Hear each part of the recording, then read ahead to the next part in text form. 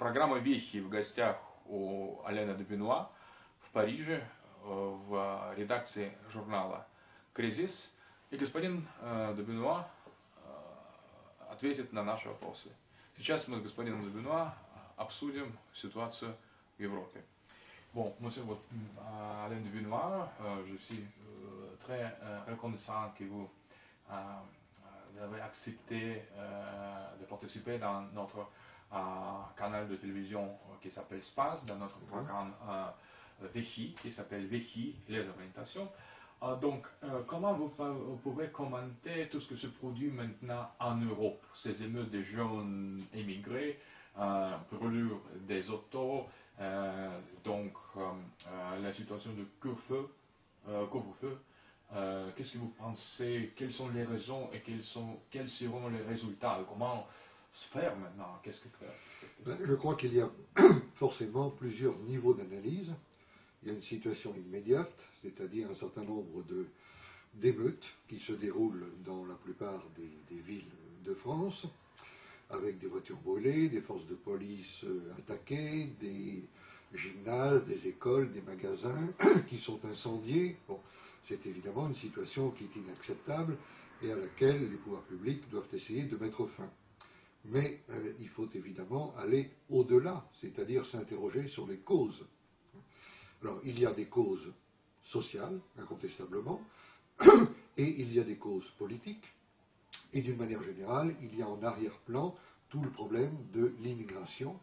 Je dirais que les événements qui se déroulent aujourd'hui montrent que le problème de l'immigration n'a jamais été pris à sa pleine mesure et que l'on n'a jamais réussi à le régler. C'est la raison pour laquelle je crois que les responsabilités sont elles-mêmes à double niveau. Il y a bien entendu les responsabilités des émeutiers qui brûlent, je crois maintenant, 6 000, 7 000, 8 000 voitures, dont il faut préciser que ce sont des voitures qui appartiennent aux couches les plus pauvres de la population.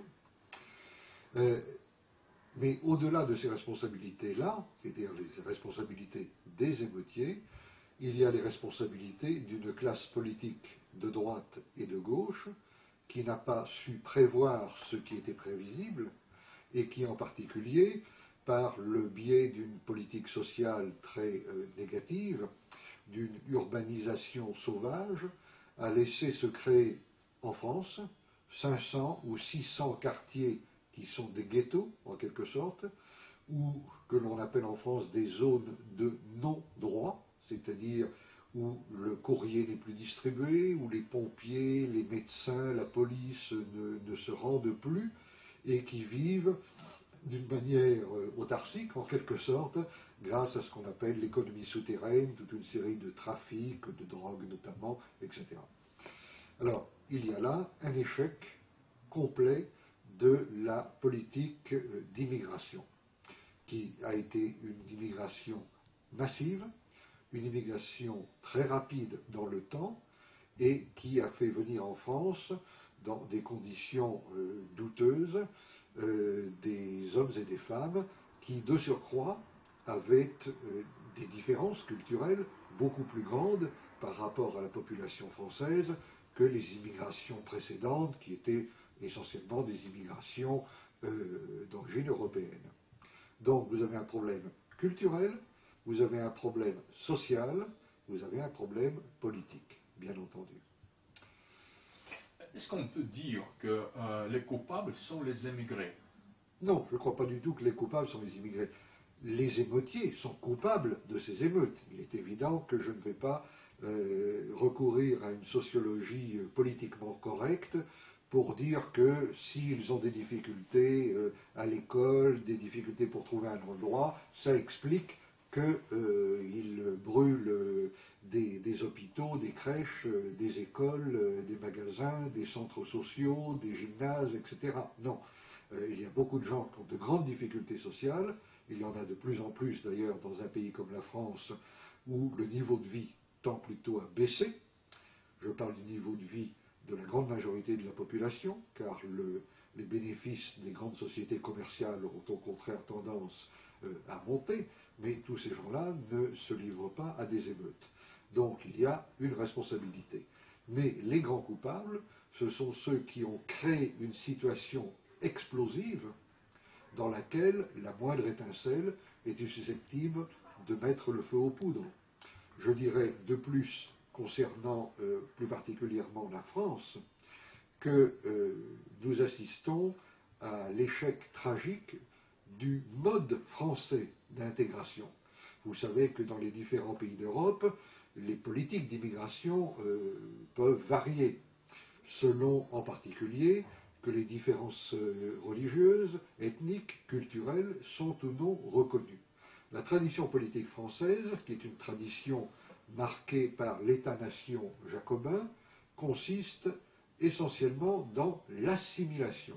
Et c'est une assimilation individuelle, c'est-à-dire que la loi républicaine française ne veut pas connaître l'existence de communautés.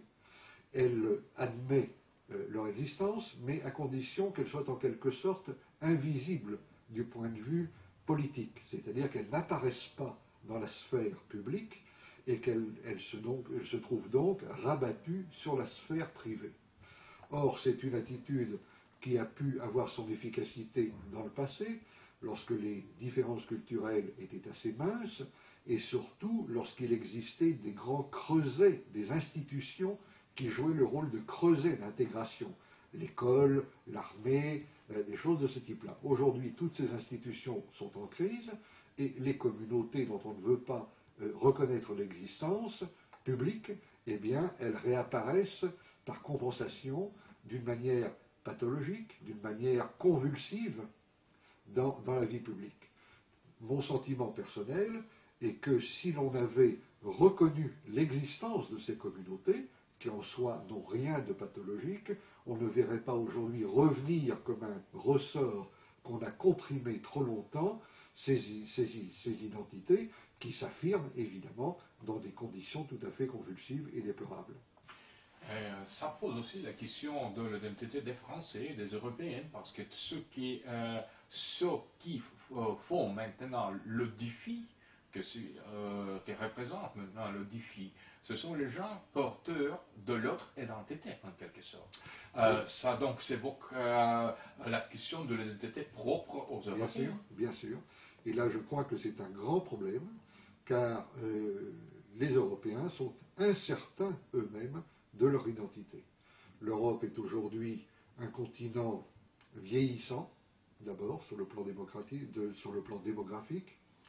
qui n'a plus grand souci d'être une puissance, qui ne veut plus jouer un rôle dans le monde, qui donne parfois l'impression de vouloir sortir de l'histoire. Et beaucoup de gens parlent d'identité, et ils en parlent d'autant plus que le système socio-économique, disons pour faire bref, le capitalisme libéral, est intrinsèquement destructeur d'identité. On le voit bien, comment la mondialisation, la globalisation, dont l'essence est à la fois technologique et financière, éradique les identités qui sont autant d'obstacles à l'extension de la logique financière dont le point d'aboutissement est le désir de transformer la planète en un immense marché, un immense supermarché. Donc nous vivons une époque d'effacement des identités, au moins pour l'Europe occidentale. Et ces Européens, ces Français, qui sont en quelque sorte un peu privés d'identité, qui n'arrivent plus très bien à définir leur identité, ou qui la définissent en creux, c'est-à-dire négativement, en disant « nous ne sommes pas des immigrés, nous ne sommes pas des Maghrébins », c'est-à-dire « nous ne sommes pas ceci et cela », mais dire « je ne suis pas ceci ou cela » ne dit pas ce que je suis. Eh bien, ces gens-là se trouvent aujourd'hui confrontés brutalement à des jeunes qui se font une idée de leur identité, qui en ont parfois une, identité de leurs origines, de leurs racines, de leur culture, de leurs croyances, et qui de surcroît ont une très grande vitalité physique et démographique. Et le choc entre cette minorité et qui a une grande vitalité physique et démographique et une majorité qui est de plus en plus impuissante, vieillissante et qui n'arrive plus à concevoir un grand dessein politique est l'une des raisons, bien entendu, des troubles auxquels nous assistons actuellement. Qu'est-ce que vous pensez sur le projet futur de l'Europe? Parce que dans cette condition, avec tant de défis de tous les côtés, incluant les défis intérieurs par les émigrés, c'est difficile à imaginer de rester longtemps dans le monde de compétition des projets aussi. Bien sûr. Alors, je dirais d'abord que pour moi, l'Europe est une nécessité. Elle est une nécessité, cela signifie que je ne raisonne pas fondamentalement en termes de nation ou d'État-nation, mais en termes de continent ou en termes d'empire ou en termes de fédération, de grandes fédérations. Je veux dire par là que le monde postmoderne auquel nous sommes confrontés se trouve devant une grande alternative. Ou bien nous allons, par le biais de la globalisation, vers un monde homogène, unifié, où les différences, les cultures, les personnalités collectives, les identités collectives auront disparu. Ce sera un monde unipolaire qui, dans les conditions présentes, sera tout naturellement dominé par la plus grande puissance mondiale, qui est la puissance des États-Unis d'Amérique. Ou bien au contraire, les ensembles culturels, les ensembles de nations qui sont réunis par la géographie, par l'histoire, par les valeurs, s'entendent pour créer des pôles de civilisation et de culture, qui soient aussi des pôles de volonté et de dessein politique. Et ces pôles jouent le rôle de régulation de la mondialisation. Car aujourd'hui, les États, la plupart des États, je dirais qu'ils sont ou trop petits ou trop grands. Ils sont trop grands pour répondre à l'attente quotidienne de leurs citoyens, et ils sont trop petits pour faire face par eux-mêmes à l'ampleur des grands défis planétaires qui nous sont posés sur le plan financier, économique, écologique et bien d'autres domaines encore. Donc pour moi, nous n'avons pas le choix. Il faut que l'Europe se réunisse, s'unisse, mais cela pose évidemment la question des modalités de cette construction européenne. Or, jusqu'à présent, la construction européenne s'est faite essentiellement dans le domaine économique et financier, très peu dans le domaine politique, et lorsque l'on a essayé de passer au niveau politique, il y a eu toute une série de blocages, et depuis le référendum en France qui a rejeté le projet de traité constitutionnel, depuis un certain nombre d'événements récents, aujourd'hui on peut dire que l'Europe est complètement bloquée et qu'on ne voit pas comment elle va débloquer la situation qui lui est pourtant, de toute évidence, très préjudiciable. Je crois que c'est Nietzsche qui disait « l'Europe ne se fera qu'au bord du tombeau ». Et je pense que c'est une image assez juste, c'est-à-dire c'est seulement dans des conditions de défis très, très aigus, dans des crises très fortes, que les Européens se ressaisiront pour se rassembler.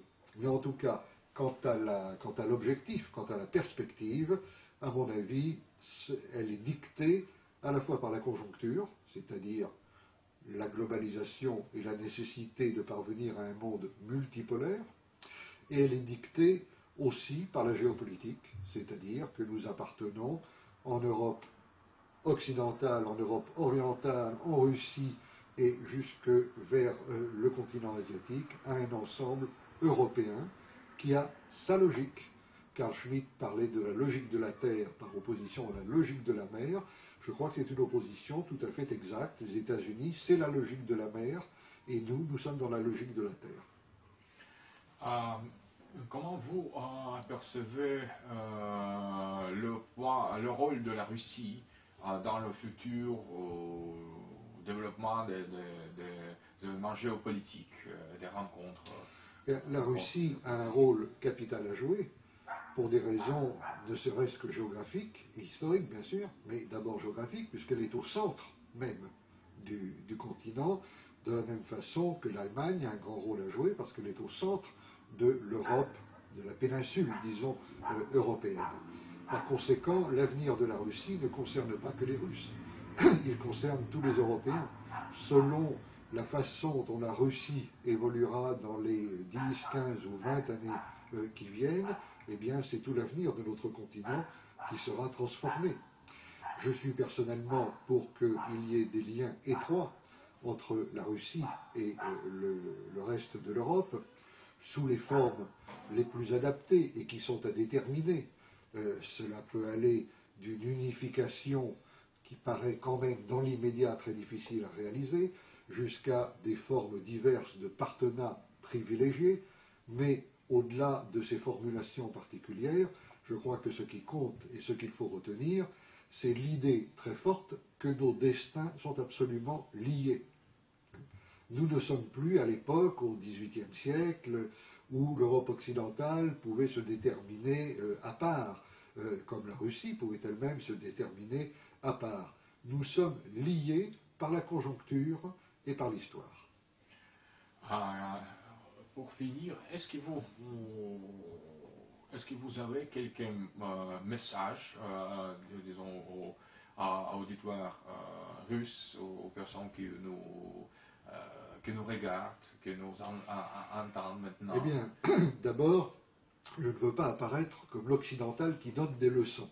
Donc, ce que je dirais aux Russes d'abord, c'est que nous les regardons non seulement avec amitié, bien sûr, mais aussi avec espoir, parce que nous attendons beaucoup d'eux.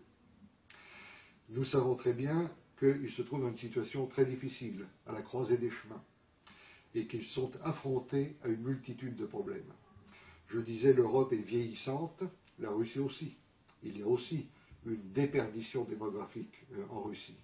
Il y a aussi tous les phénomènes de conjoncture politique et géopolitique auxquels nous sommes affrontés, les guerres, et vraisemblablement, le pire est encore à venir. Ce que je souhaite, c'est que les Russes, qui sont un peuple immense, puissent à nouveau donner l'exemple.